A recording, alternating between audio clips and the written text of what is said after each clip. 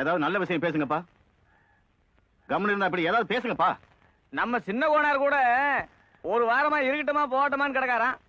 யோ, கருமாதிக்கு வந்த இடத்துல நல்ல விஷயம் பேசணும் தாயா பேச சொன்னாரு.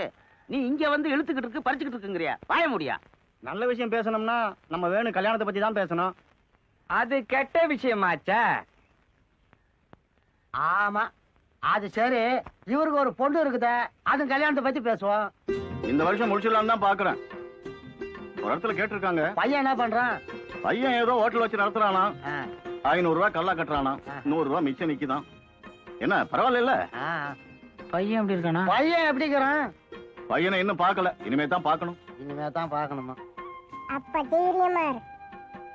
அப்போ ஹோட்டல் வச்சுக்கிறவனுக்கு தான் பொண்ணை கட்டி குடிப்பீங்க இல்ல? பின்ன ஹோட்டல் சரக்கு போறவனுக்கு கட்டி கொடுப்பேன்.